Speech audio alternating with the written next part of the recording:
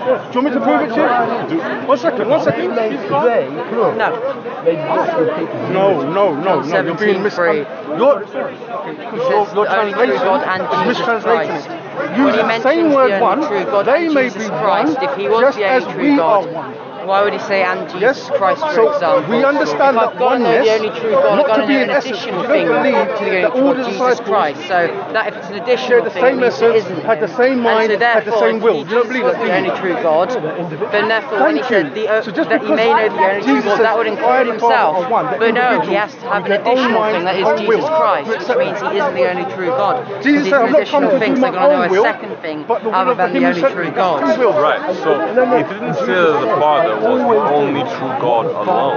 No, that's not my point. So the Father is the only true God, but so is the Son and the Spirit. Yeah, it's the fact he says an additional thing. That is the fact that it says and Jesus Christ. Right, so Right after, which is my the problem. Father is distinct from the Son, but not separate. Right? So it's okay to say the Father, the only true God, and Jesus Christ to your extent, because in that sentence he's talking from the incarnation, right? And economically in the incarnation. Economically? Yeah, economically. Sorry. In terms of role, Nevertheless, in the not what incarnation, I will, we are aware but let that your he will be has, done. he has humbled himself to the point where he is a servant, or in the form of a servant, like Philippians 2:7 says, right?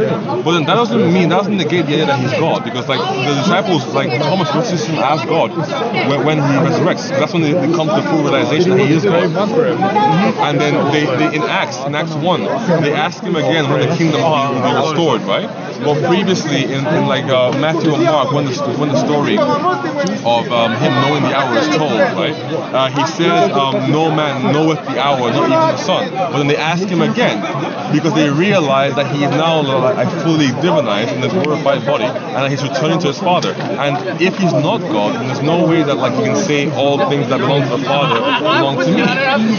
So like that's enough for me to prove that he literally is God. He has the divine names of God, the divine attributes of God. What names? What names? The Alpha and the Omega, for example, the first and the last Messiah. The first and the last. Jesus says some will be first and the last in Mark 9:39.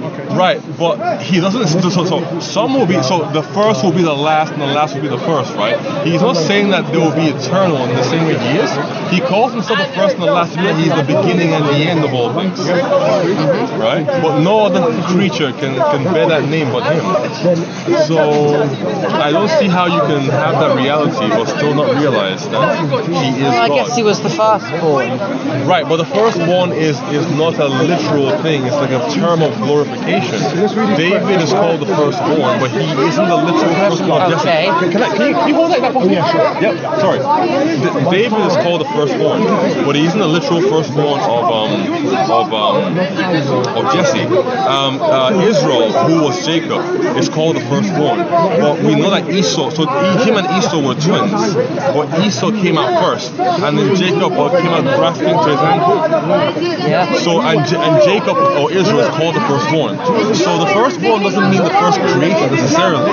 It can also mean like a title of glorification, which is why Christ is called the firstborn from the dead and the firstborn of creation. So would you say that God's being unclear then by using the term firstborn?